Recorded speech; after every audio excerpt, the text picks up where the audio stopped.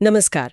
आज हम JP power ventures limited यानी जेपी पावर पर करीब से नजर डाल रहे हैं। हाँ, हमारे पास 7 जुलाई 2025 की एक काफी विस्तृत स्टॉक विश्लेषण रिपोर्ट है। बिल्कुल। और ये रिपोर्ट एक दिलचस्प पहेली सी सामने लाती है।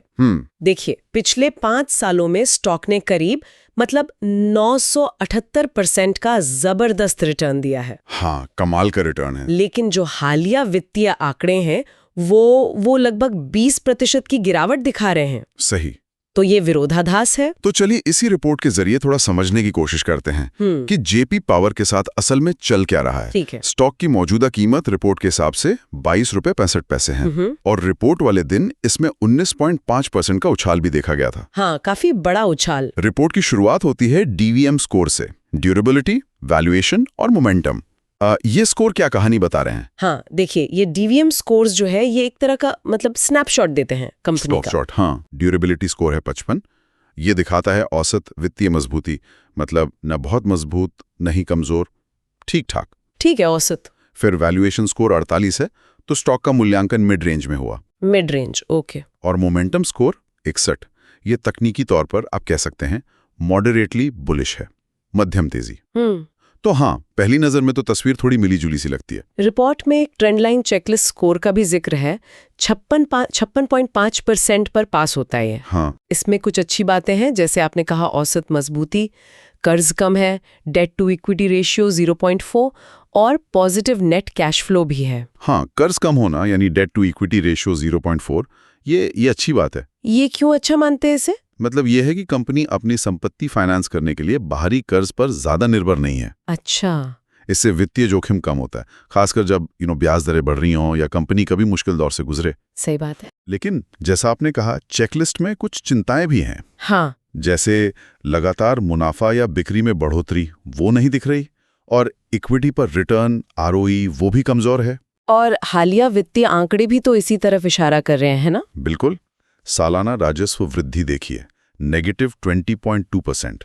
और पिछले 12 महीनों की नेट प्रॉफिट ग्रोथ टीटीएम वो भी -20.4% है। तो हाँ, हालिया प्रदर्शन में गिरावट तो साफ है, और यहीं पर वो 5 साल वाला शानदार रिटर्न। हाँ, 978% वाला। हाँ, और ये मौजूदा गिरावट, ये विरोधाभास और गहरा हो जाता है। लेकिन इसी रिपोर्ट में एक और चीज है।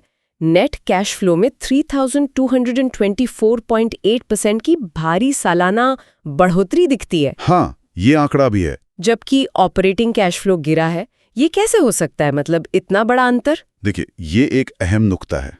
ऑपरेटिंग कैश फ्लो का गिरना चिंता की बात है। क्यों? क्योंकि ये कंपनी के मुख्य व्यवसाय से, मतलब उसके डे टू डे ऑपरेशन से नकदी बनाने की क्षमता में कमी दिखाता है। अच्छा। दूसरी तरफ नेट कैश फ्लो में जो ये भारी उछाल है, हो सकता है ये किसी एक बार की घटना से हो। जैसे कोई संपत्ति बेचती हो या कोई फाइनेंसिंग गतिविधि हुई हो। इसे समझने के लिए और गहराई में जाना होगा। लेकिन ये दिखाता है कि सिर्फ एक आंकड़े पर निर्भर नहीं रह सकते हम, पूरी तस्वीर देखनी होगी। सही कहा। अच्छा, चलिए वैल्यूएशन पर आते हैं। मिड वैल्यूएशन स्कोर 48 अपने सेक्टर की दूसरी कंपनियों में सबसे ज्यादा है। हाँ, ये दिलचस्प है। लेकिन रिपोर्ट ये भी कहती है कि मौजूदा price to earnings P ratio जो 19.1 है, उसके हिसाब से स्टॉक सेल जोन में है। हाँ। इसका क्या मतलब हुआ? मतलब सेल जोन? हाँ, देखिए, वैल्यूएशन स्कोर साथियों में सबसे ज्यादा होना ये बताता है कि कुछ पैमानों पर ये शायद महंगा लग रहा हो। पी रेशियो 19.1 उद्योग के औसत से तो कम है, जो सुनने में अच्छा लगता है। हाँ। लेकिन सेल जोन का मतलब है, जैसा रिपोर्ट बता रही है, कि स्टॉक ने पिछले 5 सालों में 65% समय अपने मौजूदा पी से नीचे कारोबार किया है। ओके। इसको ऐसे समझिए, अगर कोई चीज ज्यादातर समय 100 रुपए में बिकती है लेकिन 800-150 की मिल रही है, तो आप खरीदने से पहले 2 बार सोचेंगे, है ना? हाँ, बिल्कुल। रिपोर्ट यही कह रही है कि मौजूदा कीमत इसके ऐतिहासिक औसत के मुकाबले काफी ऊपर है। और इसमें एक और चिंता की बात यह है कि रिपोर्ट में पीईजी रेशियो -0.9 बताया गया है, नेगेटिव। हाँ, ये महत्वपूर्ण है। ये क्यों इतना जरूरी है, नेगेटिव पीईजी? देखिए, पी रेशियो बताता है कि बाजार मौजूदा कमाई के लिए कितना देने को तैयार है।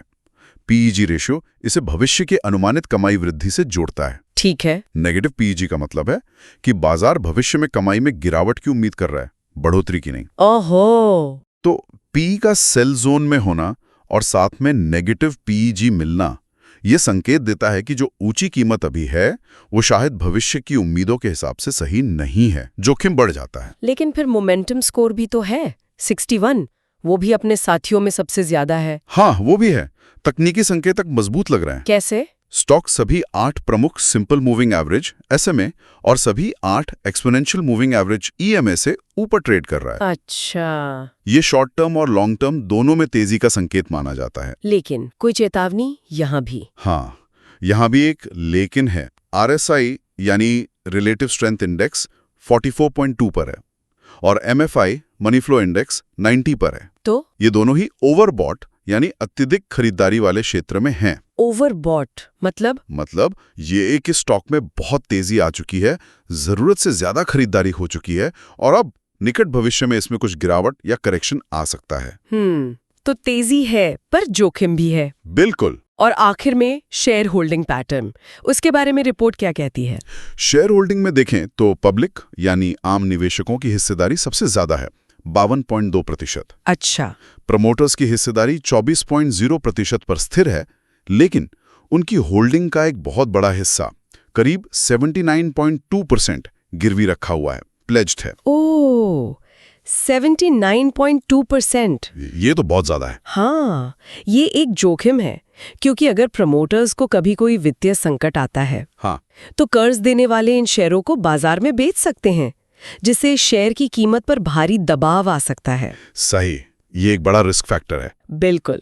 हालांकि एक सकारात्मक बात यह है कि पिछली तिमाही में संस्थागत निवेशकों ने अपनी हिस्सेदारी थोड़ी बढ़ाई है। कौन से निवेशक? FII PPI यानी विदेशी निवेशक और DII यानी घरेलू संस्थागत निवेशक जैसे म्यूचुअल फंड्स। अच्छा, उन्होंने बढ़ाई है। कितनी? FII PPI होल्डिंग 6.26% से बढ़कर 6.31% हुई है और म्यूचुअल फंड होल्डिंग 0.25% से 0.28%। बहुत ज्यादा नहीं, पर थोड़ी बढ़ोतरी है। तो मतलब बड़े निवेशक थोड़ा भरोसा दिखा रहे हैं। हाँ, कह सकते हैं। तो इस पूरी चर्चा का अगर सार निकालें, जी, JP पावर की तस्वीर काफी जटिल सी नजर आती है। हाँ, मिलीजुली तस्वीर है। एक तरफ औसत वित्तीय मजबूती, ठीक ठाक, लेकिन शायद थोड़ा महंगा मूल्यांकन, खासकर वो ऐतिहासिक PE और नेगेटिव PEG को देखते हुए। सही। और मजबूत हालिया मोमेंटम भी है, लेकिन वो ओवरबॉट संकेतों के साथ। बिल्कुल। और साथ ही हालिया ग्रोथ में गिरावट और प्रमोटर्स के इतने ज्यादा शेयर गिरवी होना, ये चिंता की बातें हैं। सही का। और यहाँ एक बड़ा सवाल ये रह जाता है कि पिछले 5 सालों के वो असाधारण 978% रिटर्न, हाँ, और हाल के नकारात्मक वित्तीय प्रदर्शन और वैल्यूएशन वाले चिंताजनक संकेत, इनके बीच इतना बड़ा अंतर क्यों है? सोचने वाली बात है। इस रिपोर्ट के दायरे से परे ऐसे कौन से बाहरी कारक हो सकते हैं, या भविष्य की कोई ऐसी उम्मीदें जो इस भारी अंतर को समझा सकें और स्टॉक का आगे का सफर तय करें? सही, ये एक ऐसा सवाल है जिस पर निवेशकों को जरूर सोचना चाहिए मेरे ख्याल से।